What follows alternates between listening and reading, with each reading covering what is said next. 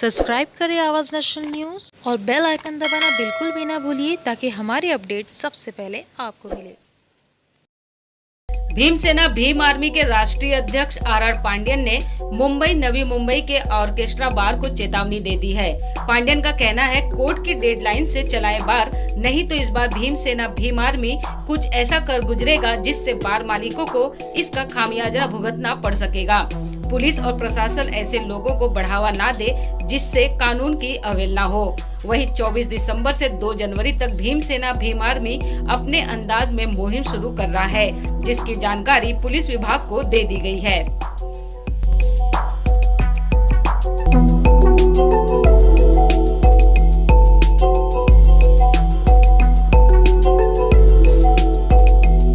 रणनीति रहेगी और किस तरह से कदम उठाएंगे? जो आपने देखा होगा पिछले बार अपन ने बड़े अच्छे लेवल पे मुद्दा उठाया था, जो सिस्टम भी इसमें अपने घबरा रही थी, पुलिस व्यवस्था भी इसमें अपने घबरा रही थी। लेकिन क्या हुआ कि पुलिस और ये बार का जो नेक्सस है वो इतना मजबूत है और अरबों रुपए का इसमें कारोबार होता है इसके अंदर, और बहुत बड़ा जो रकम है वो जो पुलिस व्यवस्था या जो मैनेजमेंट है जो उनको जाता है, हफ्ते के नाम पे जाता है, तो कहीं ना कहीं रुक जाता। तो इसकी वजह से उसका उन्होंने पुलिस व्यवस्था ने जो पुलिस नेक्सस और बार का नेक्सस का मैं शिकार हुआ। आपने देखा कि मुझे 8 महीना मुझे डाला अंदर झूठे केस में, जो केस का कि जो ये समाज ट्रस्ट से जुड़ा था, उसमें उन्होंने झूठा कुछ कंप्लेंट जमा किए, जो कंप्लेंट का रूल के हिसाब से उनका कि लेना था ना देना था, ये सब हमने कोर्ट के सामने दिखाया। पहला इन्होंने हमको बेल होने नहीं दिया, बड़ी मुश्किल से कैसे करते। उस पीरियड में क्या हो गया कि सुप्रीम कोर्ट में जो हमारा पिटीशन था, सुप्रीम कोर्ट वो पिटीशन को हमको ऐसा हुआ कि मैं पिटिशनर जा नहीं पाया, तो उसको जज ने उसको प्रोलॉन्ग करके बाजू में कर दिया, और उसका उनको फ़ायदा मिला कि उनका जो अप्रैल में जो रिन्यूअल होता था रिन्यूअल हो गया, और उन लोग फिर से काम पे लग गए, और उन्होंने कहीं ना कहीं मेरे को आर्थिक इतना नुकसान पहुँचाया कि मैं खड़ा नहीं हो सकूं। फिर भी देखो आप लोग का थोड़ा साथ है, और ये जो लड़ाई हम फिर से लड़ेंगे और लड़ाई चालू रखेंगे। और इस बार वापस जैसे गए साल हमने दिसंबर में हमने जो मुद्दा उठाया था डांस बार के बारे में, सुप्रीम कोर्ट के आदेश के अनुसार चलना चाहिए, तो ये लड़ाई फिर से जारी रखते हुए अभी पूरी ताकत से इस बार मैं पूरे कार्यकर्ता, अपने पूरे महाराष्ट्र के जो तमाम कार्यकर्ता उस सबको इन्वॉल्व किया हूँ, और दिसंबर के लिए खास करके मुंबई सबको बुलाया हूँ कि 24 दिसंबर से लेकर 2 जनवरी तक जो ये जो न्यू ईयर के नाम पे 31 के नाम पे जो बहुत बड़ा जो पैसे का ब्लैक पैसे का उलाढ़ाल होता है, जो पैसे फेंके जाते हैं और नशा पानी का ही काम होता है, और जो लड़कियों का शोषण होता है, इसको रोकने के लिए, उसको अंकुश लगाने के लिए हमने हमारी जो टीम है भीमसेना की महिला टीम है और जो कार्यकर्ता है उनको सबको अपने पूरे बम्बई पनवेल और ये जो इलाके सब बांट के दिए कि यहाँ पर अगर ये सब काम होता रहेगा तो उसमें अंदर घुस के उस चीज़ को रोकने की कोशिश करे। कायदा सुव्यवस्था का जो प्रश्न होगा उसकी जवाबदारी पूरी पुलिस व्यवस्था की रहेगी। सर, जिस समय आपने जंग छेड़ी थी पिछले साल और जेल भी गए, क्या जेल जाने के बाद आपके मनोबल, आपकी राष्ट्रीय भीमसेना पार्टी के कार्यकर्ताओं का मनोबल कम हुआ या दोबारा लड़ाई उससे दुगने उत्साह के साथ लड़ी? देखो, जब ये जो घटना घटी, जो नेक्सस का शिकार हुआ, तो ठीक है लोगों का मनोबल थोड़ा लोगों को दिल में चोट पहुंची, तकलीफ पहुंची, हमने बहुत चीज़ झेला, हमारी फैमिली ने झेला, हमारे कार्यकर्ताओं ने झेला, लेकिन इससे हमारा मनोबल ध्वस्त नहीं हुआ, और हम पूरी ताकत से, और हमको समझ में आया कि अब ये लोग किस तरह का हल्ला कर सकते हैं हमको, तो उससे उस चीज़ के लिए अभी मैंने जितने भी मेरे बिजनेस थे सब चीज़ सब में मैं रिज़ाइन कर दिया हूँ, या कोई चीज़ में मैं हूँ नहीं, अब मैं फ्रीली हूँ, एक पॉलिटिकल लीडर हूँ, एक कार्यकर्ता हूँ, पार्टी भीमसेनिक हूँ, तब इसको जो अंकुश लाने का मैं पूरी ताकत से और पूरे उत्साह से करूँगा। सर, ये आंदोलन की जो आपने बात किया का आंदोलन जो 24 तारीख से शुरू करेंगे, आपने बोला कि आपके कार्यकर्ता रहेंगे, तो क्या स्वरूप होगा, किस तरह वो उस पर नजर रखेंगे आप लोग? हम लोग स्ट्रिंग, जब लास्ट टाइम भी हमने बहुत सारे स्ट्रिंग करके हमने गवर्नमेंट को भेजा था, आपने देखा लास्ट टाइम उसमें कुछ होटल सस्पेंड हुए थे, लेकिन आपके हम पूरी ताकत से और स्ट्रिंग करेंगे, हो सकता है फेसबुक लाइव करेंगे, लोगों को दिखाएंगे कि अंदर वो क्या चल रहा है। उस तरह के हमारे कुछ कार्यकर्ता है, कुछ अच्छे कार्यकर्ता जो स्ट्रिंग में मास्टर है, कुछ प्रेस रिपोर्टर्स है जो ये सब स्ट्रिंग में माहिर है करने के लिए, ये सबको हमने मैदान में उतारा है, और ये जैसा भी मौका मिलेगा वो सबसे स्ट्रिंग करके लोगों तक डायरेक्ट दिखाएंगे, और प्लस अगर कहीं ना कहीं हम पे हल्ला होता है तो उसका जवाब हम लोग मुंह तोड़ जवाब देंगे। लेकिन क्या इसके पहले आप पुलिस को एक बार निवेदन देंगे, उनको लेटर देंगे जैसे बकायदा? मैंने पुलिस को देखो निवेदन दिया है, नई मुंबई पुलिस कमिश्नर को दिया है, मुंबई पुलिस कमिश्नर को दिया है, रायगढ़ पुलिस कमिश्नर को दिया, थाना ग्रामीण थाना शहर को दिया है, पुणे को दिया है, और रायगढ़ को भी दिया है, और जितने भी जो जिले जहाँ पर बार चालू है, बार के नाम पर डिस्को बार जो नया आया पब, जहाँ पर मतलब वेश्यावृत्ति खुलेआम चलती है, वो सबके लिए मतलब मैंने मतलब कि जो भी लेटर जो पूरा बाकायदा 9 पेज का लेटर है, मैंने उनको पूरा विस्तार में बताया है कि क्या क्या मतलब होता है करके विस्तार में, और साथ में कुछ एविडेंस भी लगाए हैं, तो उनको मैंने दिया है। तब उनका प्रशासन का काम है उस पर अंकुश लगाए, और ये जो चीज़ होने वाली है 24 दिसंबर से लेकर 2 जनवरी तक का, उस पर अंकुश लगाए। सर बारों के अंदर किस तरह का आरोप है, क्या होता है अंदर, असलियत क्या है? देखो बारों में एक्चुअली आप देखने जाओगे, बार अभी 2 टाइप के ऑर्केस्ट्रा बार है, जो डांस बार को मतलब डांस बार जो बंद हो चुके हैं, लेकिन ऑर्केस्ट्रा बार के अंडर में लोग जो मतलब जो सुप्रीम कोर्ट की गाइडलाइंस है,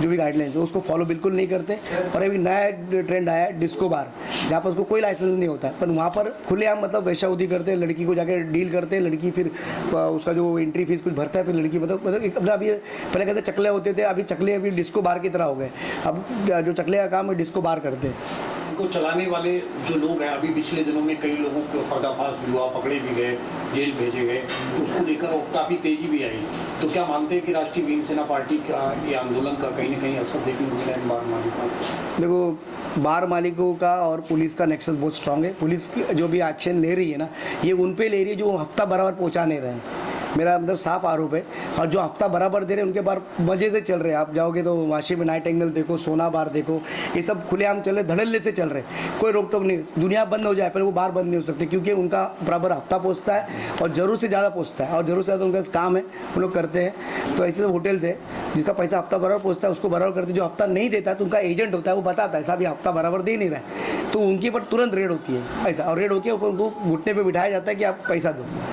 ऐसा। सर आपको ऐसा लगता है कि ज़्यादातर ऐसे लोगों को बढ़ावा किसकी वजह से मिलता है? देखो ये सब जो नेक्सस है ना, ये सिर्फ पैसे के लिए होता है, ठीक है, मेन इसमें पैसा है, और जो ब्लैक पैसा जो चलता है, ऊपर से जो पुलिस व्यवस्था है, जो एडमिनिस्ट्रेशन है, जो भी अलग जो जैसे कि उसमें एसएस ब्रांच भी आता है, पुलिस आता है, फिर वो जो महसूल विभाग आता है, ये सबको ना हफ्ता मतलब कि उधर बहुत से होटल होटल आप देखोगे ना, तो फॉरेन की जो दारू है वो मतलब डुप्लीकेट दारू है, ये सब तो चलता है, तो बहुत बड़ा पैसा इन्वॉल्व है। तो मेन ये सब पैसे के लिए होता है, बाकी और कुछ नहीं। सर एफडीए भी जो दिसंबर से लेकर 31 तक 24 दिसंबर है, वो भी काफी जोरों शोरों से जो है यहाँ पर जो है लोगों को पकड़ने की कोशिश करता है, क्योंकि उनका मानना होता है कि इस समय ज्यादा जो है डुप्लीकेट चीजें मार्केट में आती है, तो इस पर आप लोगों की नजर होगी? देखो अभी डुप्लीकेट माल है ये नहीं माल है, उसको जो सब स्टैंडर्ड करने का काम ये जो डिपार्टमेंट उनका है। हमारे कार्यकर्ताओं को जानकारी मिलेगी तो पक्का कार्रवाई करेंगे, लेकिन हमको पुलिस व्यवस्था से बिल्कुल कॉपरेशन मिलता नहीं है। पिछले बार भी हमने देखा था 10 जो लगाते थे तो उन लोग क्या करते थे, हम लोग का नंबर वो पुलिस बार वाले को बता देते थे कि इसका इस नंबर से फ़ोन आ रहा है, आप देखो अंदर बैठा हुआ है। तो उधर हमारे पिछले हमारे 2-3 कार्यकर्ताओं को भी उन्होंने बहुत मारा, लेकिन पुलिस स्टेशन में गए तो पुलिस ने कंप्लेंट भी नहीं लिया, ऐसा है। तो पिछली बार का ही एक्शन होता है, इस बार उनको उम्मीद है ऐसा, लेकिन इस बार हम लोग इस तरह का एक्शन का जवाब हम खुद दे देंगे। सर पिछली बार जब आपने कदम उठाया था और संघर्ष किया था, तो उस समय सरकार थी उद्धव ठाकरे और महाविकास अघाड़ी, और वर्तमान में जब आप दोबारा एकदम इसी पैटर्न को लेके जा रहे हैं तो अब सरकार है शिंदे और फडणवीस जी की, तो क्या समझते हैं कि इन दोनों में सरकारों में क्या फर्क रहेगा कार्य प्रणाली को लेकर, और आपकी बात कहाँ तक सुनी? देखो जहाँ तक आपने सुना होगा, जो शिंदे सरकार है, शिंदे साहब जब खुद कार्यकर्ता थे तो उन्होंने मतलब 11-12 बार तोड़े हैं और अपने पे केसेस लिए। तो इस बार वो मुख्यमंत्री है, तो मुझे समझ में नहीं आ रहा है, जो मुख्यमंत्री बन गए तो उनको अभी किसने रोका? वो जो बोलेंगे दिन तो दिन, बोले रात तो रात, तो फिर वो अभी उनको क्यों नहीं दिखाई दे रहा है बियर बार? क्यों नहीं मराठी मानुस की इज्जत दिखाई दे रही है ना? मराठी जो मतलब जो चल रहा है, मराठी मानुस का पैसा जो उड़ल जा रहा हो रहा है, और गलत जो तरीका जो पूरा मतलब पूरे कुछ जिले को तो उन्होंने चकला बना दिया है। तो अभी जो शिंदे सरकार कहाँ सो रही है, क्यों नहीं रही है? क्योंकि उनको मालूम है अभी इनसे बहुत बड़ा रेवेन्यू जो उनको आ रहा है, तो जो पैसे का खेल है, जब पैसा मिल रहा है इसके लिए वो भी चुप है। उनको भी अपना जो भूतकाल नज़र नहीं आ रहा है, भूतकाल के बारे में सोच नहीं रही कि भूतकाल में उन्होंने इसके लिए केसेस लिए, बाला साहब के टाइम में इन्होंने अपने केसेस लिया, बाला साहब भी नहीं रहे, और उनका जो विचार करने का तरीका, जो उनके थाना जो जहाँ पर उनका घर है वहाँ पर तो आजू बाजू में लाइन से पूरे बाहर है बहुत सारे, जो धड़ल्ले से रात भर चलते हैं, और मुझे तो लगता है उनका आशीर्वाद भी हो सकता है उनके साथ।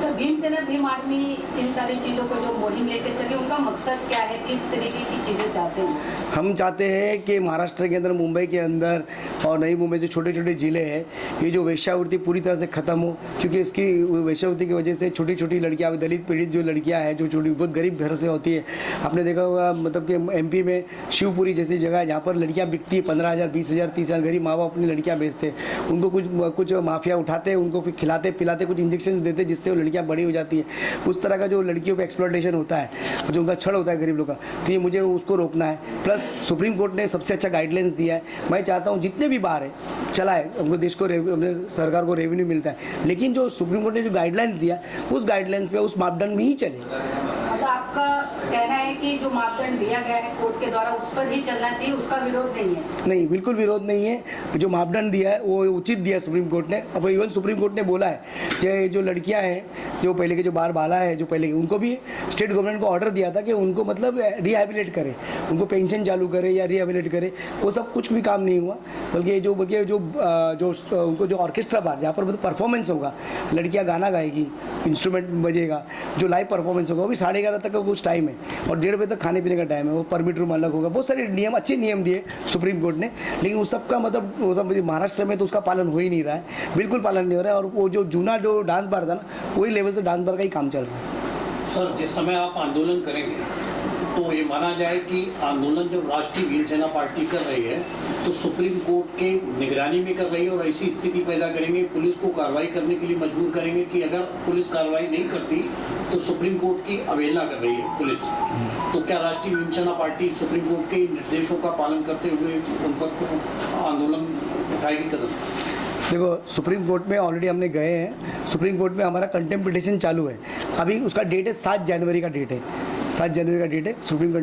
कोर्ट में कंटेम्प्ट पिटीशन डाला है और सुप्रीम कोर्ट का जो गाइडलाइंस है, मुंबई पुलिस या जो भी जितने भी जिले की पुलिस है फॉलो नहीं कर रही है, सबको पता है। तो मैं चाहता हूँ जितने भी जो नए कमिश्नर नई मुंबई के आए हैं और जितने भी कमिश्नर्स हैं, उन्होंने सुप्रीम कोर्ट का ऑर्डर जो हुआ है वो 685 कुछ नंबर है कुछ, तो मैं तो उनको चाहिए तो मैंने उनको ऑलरेडी लेटर में दिया है, वो ऑर्डर कॉपी निकाले, ऑनलाइन मिलता है, उस पर जो गाइडलाइंस दिए उस पर चलाने की कोशिश करें। अगर वो चलाने की कोशिश नहीं करेंगे तो चलाने नहीं, मतलब जो उनको तैयारी करनी चाहिए नहीं करेंगे तो हम लोग उनको करने मजबूर कर देंगे। ऐसा नवी मुंबई के नए कमिश्नर से उम्मीद है कि आपकी बात सुनेंगे? देखो, उम्मीद पे दुनिया कायम है। मैं जितने भी कमिश्नर्स हैं, नई मुंबई के जितने भी कमिश्नर्स हैं, उनसे ये उम्मीद करता हूँ कि मुंबई को और जो ज़िले को चकला बनाने से रोके, जो गलत काम हो रहा है, तो औरतों पे छल हो रहा है, ये सब हो रहा है, उनको रोके। जो पैसे की उड़ाड़ाल हो रही है, ब्लैक मनी का ये हो रहा है, नशे का कारोबार हो रहा है, नकली शराब का कारोबार हो रहा है, उन सब पे अंकुश लगाए। और ये पर प्रांतीय लोग, कर्नाटक वाले लोग हैं, कुछ कर्नाटक के विशेष जाति के लोग हैं, वो शेट्टी, सालियन, पुजारी, ये सब जाते हैं, ये सब ये लोगों को मतलब इन्होंने मतलब कि मुंबई को पूरी तरह से मतलब चकला बनाने के चक्कर में, तो चकला बन को अंकुश लगाने का काम हमारा है और हम करेंगे। और आप पुलिस से भी उम्मीद करते हैं कि ये सब चीज़ को अंकुश लगाए। सब्सक्राइब करें आवाज़ नेशनल न्यूज़ और बेल आइकन दबाना बिल्कुल भी ना भूलिए ताकि हमारे अपडेट सबसे पहले आपको मिले।